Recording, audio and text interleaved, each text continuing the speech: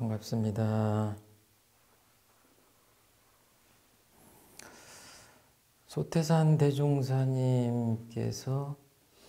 신앙을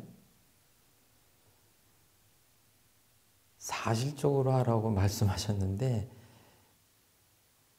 이게 좀 저희들한테는 익숙하지만 원불교를 모르시는 분들한테는 이게 좀 무슨 말인가 그러실 것 같아요. 그 뭔가 신앙이라고 하면 뭔가 이렇게 현실하고는 좀 달라야 되고, 뭔가 좀 신비로운 구석도 좀 있어야 되는 것 같고, 우리가 다 알 수 없는 어떤 절대적 존재의 영역에 대한 어떤 그 모르지만 믿는 그런 생각들을 오랜 세월 동안 해왔기 때문에, 이렇게 신앙 앞에다가 사실적이라는 단어를 수식어를 붙여도 될까 하는 느낌이 있으실 것 같아요. 거기에 대해서 이제 신앙을 어떻게 하느냐에 대한 이야기를 소태산 대종사님이 하신 법문을 간략하게 소개하고 함께 좀 이야기해보고 하는 시간 갖도록 하겠습니다. 앞에서 말씀드렸던 그 법문, 왜 법당에 그 등상부를 모시지 않고 일원상을 모셨냐고 하는 그 사람이 또 질문을 하는 것 같아요, 보니까. 그래서 한번 읽어보겠습니다. 일원상의 신앙은 어떻게 하나이까? 대종사 말씀하시기를, 일원상을 신앙의 대상으로 하고 그 진리를 믿어 복락을 구하나니, 일원상의 내역을 말하자면 곧 사은이요, 사은의 내역을 말하자면 곧 우주만유로서 천지 만물 허공법계가 다 부처 아님이 없나니, 우리는 어느 때 어느 곳이든지 항상 경외심을 놓지 말고 존엄하신 부처님을 대하는 청정한 마음과 경건한 태도로 천만사물에 응할 것이며, 천만사물의 당초에 직접 불공하기를 힘써서 현실적으로 복락을 장만할지니, 이를 뭐라 말하자면 편협한 신앙을 돌려 원만한 신앙을 만들며 미신적 신앙을 돌려 사실적 신앙을 하게 한 것이니라. 이렇게 말씀하셨습니다. 저번 시간에 말씀드린 것처럼 그 일원상이라고 하는 것은 이렇게 그냥 동그란 심벌입니다. 법신불, 진리불을, 청정법신불을 상징하는, 어떻게 보면 그냥 아무것도 아니에요. 그러니까 어떤 표현도 나오시냐면, 저게 뭡니까? 그러니까 달을 가리키는 손가락과 같다. 그러니까 이렇게 손으로 참 저 달이 아름답네, 보름달이 환하네, 저 달 좀 봐, 그러면 지금 손가락을 보라고 하는 게 아니라 저 하늘에 있는 달을 보라고 하는 거잖아요. 그러니까 이 일원상이라고 하는 것은 이 손가락과 같다. 참달은 저 허공에 있는 것이다. 이제 이런 그 비유도 하시는데, 꼭 그런 겁니다. 그러니까 사실은 별것이 아니에요. 그냥 상징이에요. 그냥 동그라미죠, 동그라미. 그런데 거기에 대한 의미 부여를 어떻게 하시냐면,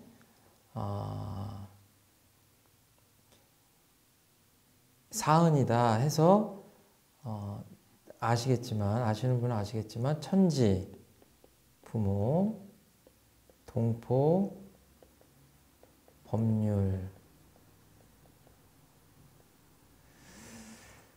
어떻게 보면 이 우주 만유, 또 보이지 않는 어떤 세계 모든 것까지 그냥 우주죠, 우주. 우주 전체를 어떻게 보면 이 네 가지 은혜로 나누셨는데, 그 카테고리를, 그러니까 범주를 네 가지로 나누신 거예요. 그러니까 천지 다 아시잖아요. 그리고 부모, 과거, 현재, 미래의 부모님들. 우리가 이제 힘없을 때 이렇게 길러주시고 가르쳐 주시고 하는 그 은혜를 생각해서 부모. 동포는 이제 산업공상을 우리 주변에 있는 동포님들 같이 또 인간을 포함해서 그냥 생명을 가진 존재들까지 다 들어가죠. 이제 법률은 이제 인도정의 공정한 법칙이다. 그래서 어떤 실정법이나 자연법 같은 것들을 다 포함한 또 성현님들의 가르침을 포함한 그런 법률 이렇게 네 가지로 인위적으로 솔태한 대종사님께서 나누신 거예요. 그래서 이 이론상이라고 하는 것을 네 수로 나눠보면 그 안에 내용이 천지, 부모, 동포, 법률 이렇게 네 가지로 있다. 그리고 이것은 곧 우주 만유다 이렇게 보신 거예요. 그래서 그러면 어떻게 신앙을 하느냐 할 때 아주 구체적인 방법이 나오는 거예요. 여기 어떻게 나오냐면 다 부처 아님이 없다. 그래서 어느 때 어느 곳이든지 항상 경외심을 놓지 말고 존엄하신 부처님을 대하는 청정한 마음과 경건한 태도로 천만사물에 응할 것이며 그러니까 불교 신자든 뭐 기독교 신자들은 이런 것들을 떠나서 그 어떤 사람들을 보면 그냥 이렇게 물건도 함부로 쓰고 버릴 때도 함부로 버리고 사람을 대할 때도 막 함부로 대해요. 그런 사람들을 만나면 마음속에서 어떤 생각이 드냐면 저 사람은 나를 도대체 뭘로 보는 거야? 이런 생각이 들어요.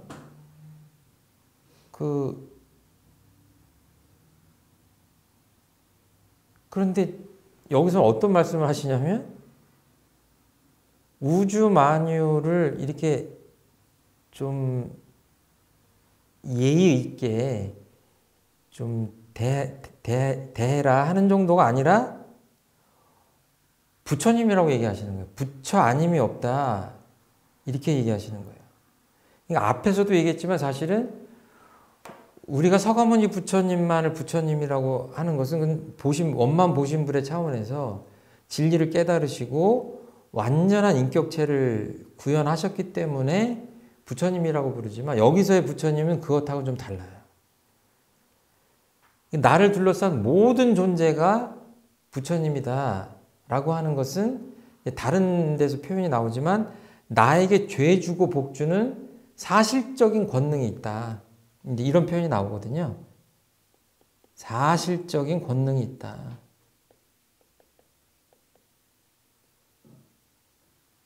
그러니까 어려서 그 어머니한테 대들고 말 안 듣고 나쁜 짓 하고 그러면 이놈의 새끼 나가라고 그러고 때리고 밥도 안 주고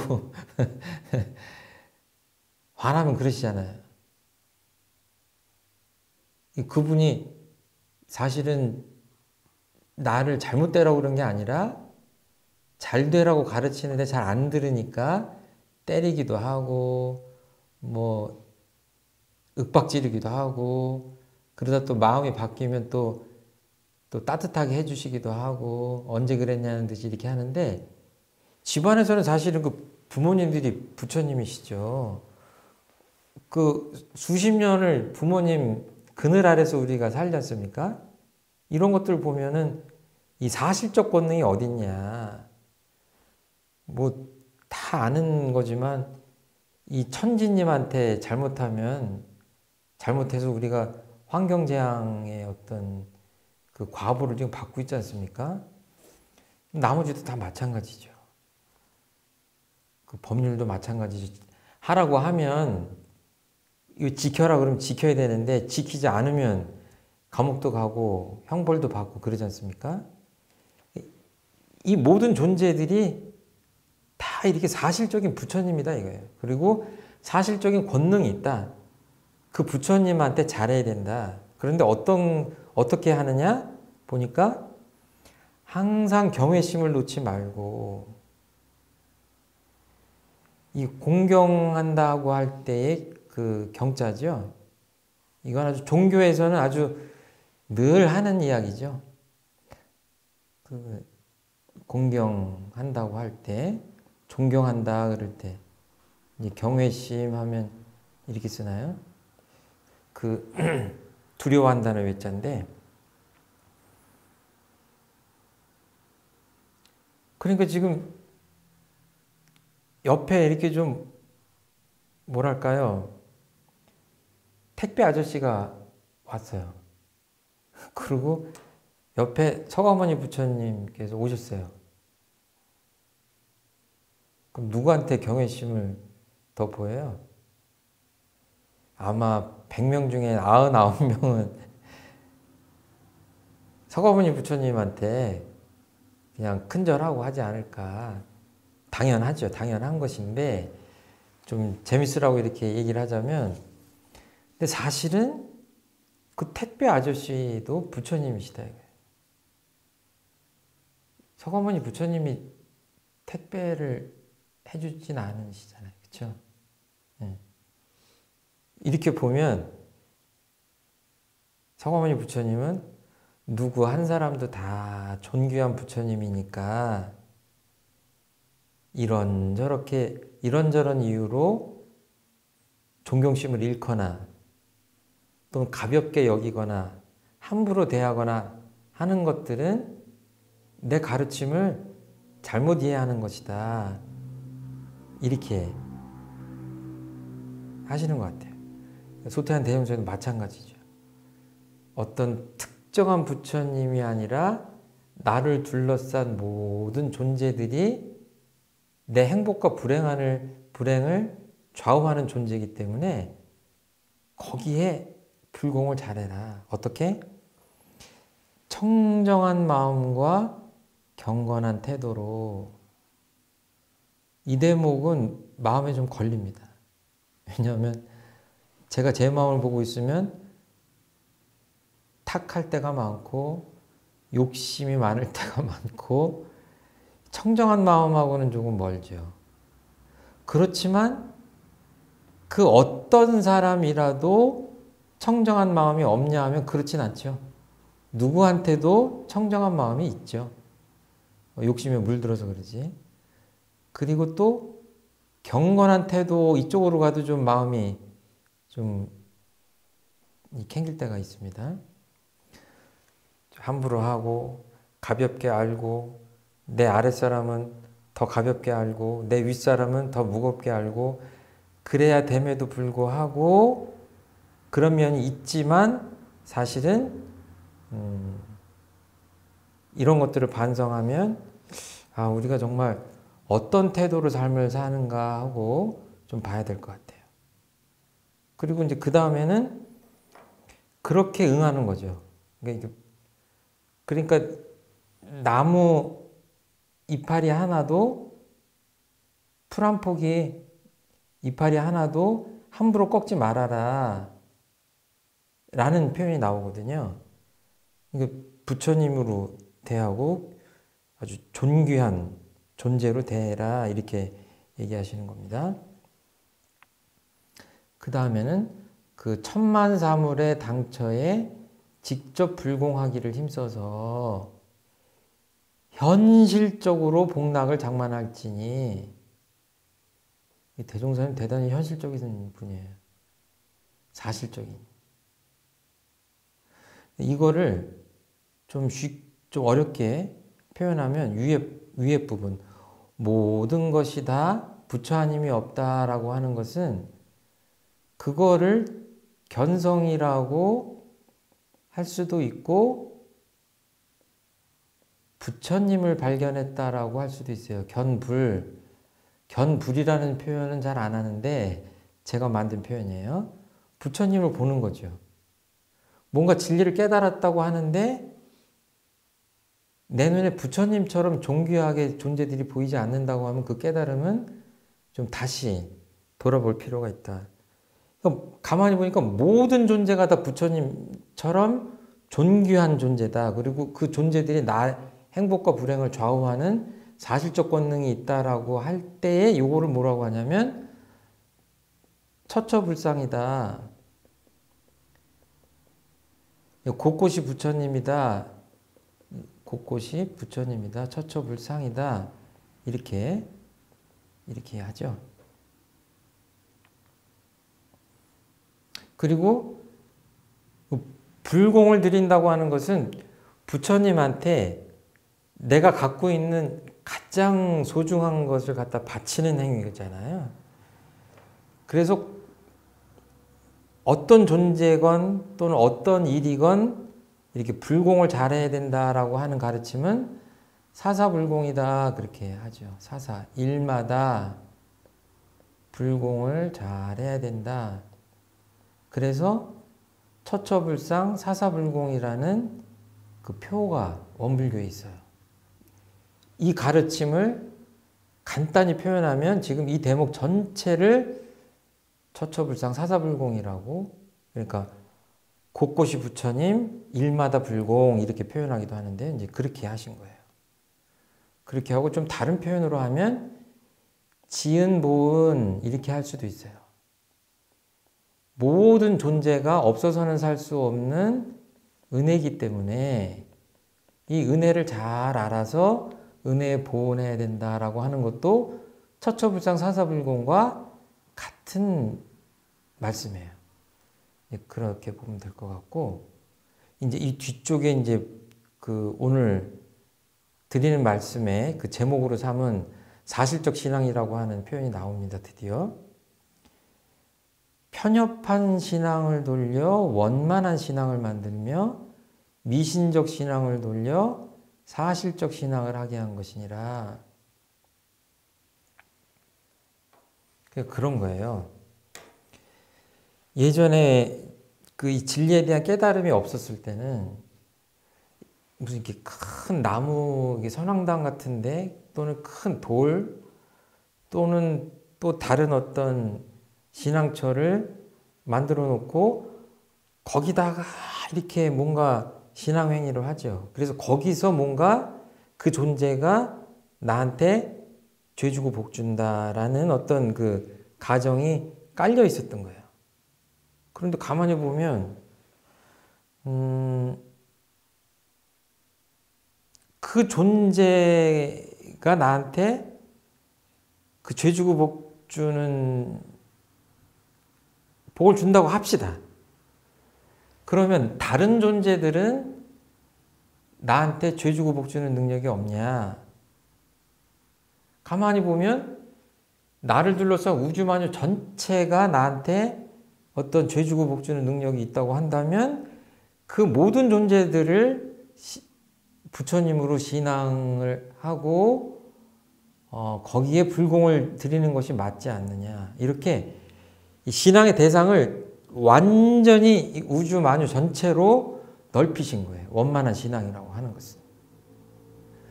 그러니까 이 이론상 안에 우주 만유를 다 담아야 되겠죠. 다 이 안에 뭐 산도 들어가 있고 강아지도 들어가 있고 뭐 고래도 들어가 있고 뭐 날아다니는 새도 들어가 있고 어머니 아버지 직장 동료 이 세상 모든 사람들이 다 내 행복을 관여하기 때문에 모든 존재가 들어가야 되는데 들어갈 수가 없기 때문에 그냥 텅 비워놓고 이 안에 우주 만유가 다 계시다 이렇게. 그리고 원만한 신앙의 상징을 이렇게 하기로 약속을 하고 우리가 이론상을 볼 때마다 한자로 쓰면 이론상이죠. 이론상을 대할 때마다 이 안에는 우주 만유가 다 계시구나. 이 우주 만유를 대할 때마다 그렇게 경외심을 가지고 존중하는 마음으로 이렇게 해야 되겠구나. 마음가짐을 이렇게 하란 얘기죠. 부처님 돼야 되지. 그리고 사실적 신앙이라고 하는 것은 미신적 신앙이라고 하는 건 뭐냐면 정말 어떤 그 바위나 뭐 또는 뭐 다른 사실은 우리가 믿는 기성종교도 미신적 신앙을 할 수가 있죠. 그 어떤 특정한 내가 알지 못하는 존재가 나한테 어떤 죄와 복을 준다라고 믿는데 이것이 과연 그 타당한 인과관계가 성립하느냐 이거예요. 앞에 것은 신앙의 대상이 넓어진 것이라면 여기에는 정말로 그런 거야? 예를 들어서 이제 불교 이제 서가모니 부처님 불상을 모시고 신앙을 하시는 이제 불교 신자분들한테는 좀 불쾌하게 들릴 수가 있는데 그냥 본질을 이야기하는 자리니까 사실은 이제 불상을 모시고 신앙하시는 분들도 다 아시는 거죠. 공감하시는 거죠. 그 불상이 나한테 뭔가 죄 주고 복 준다고 생각하고 신앙을 하시는 건 아니기 때문에 이제 뭐 불쾌하다 뭐 이런 생각들을 좀 내려놓으시고 신앙의 본질로 좀 들어간다 이렇게만 생각하시고 한번 이렇게 들어줬으면 좋겠어요. 그런 거죠. 원불교에서 말하는 그 이론상이나 또는 부처님을 형상화한 그 등상불이나 또 기독교에서 그 예수님을 상징하는 십자가나 사실은 그냥 상징물이죠. 거기서 뭐가 직접 나오는 건 아니죠. 그렇게 본다면 이 사실적이라고 하는 것을 이해하는 데 조금 도움이 되시지 않을까 싶어요. 그래서 사실적이어야 된다. 인과관계가 성립되어야 된다. 그러니까 뭐 다 아시는 바와 같이 정말 무슨 병에 걸렸는데 병원으로 가는 게 아니라 종교가에 와서 그냥 열심히 기도를 밤새워서 해가지고 병을 낫게 해달라고 하는 것이 과연 사실적이냐. 학생이 공부는 안 하고 계속 기도만 하고 뭔가 딴 거를 해가지고 종교적으로 성적을 올린다고 한다. 이거는 누구든지 보면은 그건 참 사실적이지 않다. 미신적이다 이렇게 생각할 거 아니에요? 이러지 말자. 그 상황에 맞게 우리가 불공을 하고 신앙을 하는 것이 맞지 않느냐 이런 말씀을 하시는 거죠. 다 아시는 이야기를 이렇게 또 하는데요. 이 본문에 대해서 이렇게 한번 중요한 곳에다가 이렇게 빈칸 한번 쳐봤습니다. 꼭 여기가 다 중요한 것은 아니지만 한번 복습한다 생각하고 마치도록 하겠습니다. 이론상의 신앙을 어떻게 하나이까에 대해서 쭉 말씀하시는데 자, 이론상을 신앙의 대상으로 하고 이론상의 내역을 말하자면 그 사은이요. 네 가지 은혜란 얘기입니다. 아까 말씀드렸죠. 천지, 부모, 동포, 법률,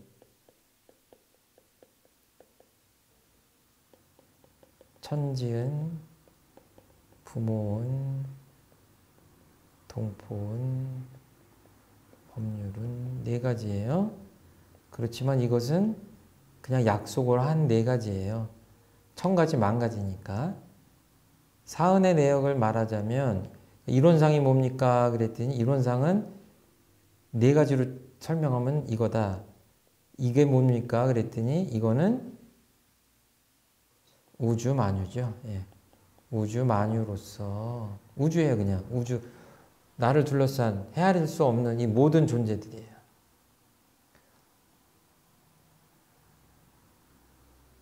어머니만 부처님이 아니라 아버님도 부처고 옆집 아저씨도 부처고 이렇게 모든 존재가 다 하나인 거죠.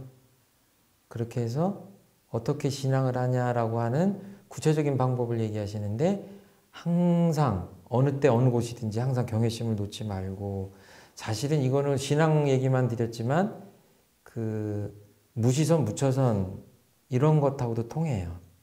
마음가짐을 어떻게 경건히 하고 하는 것은 그 수행하고도 통합니다.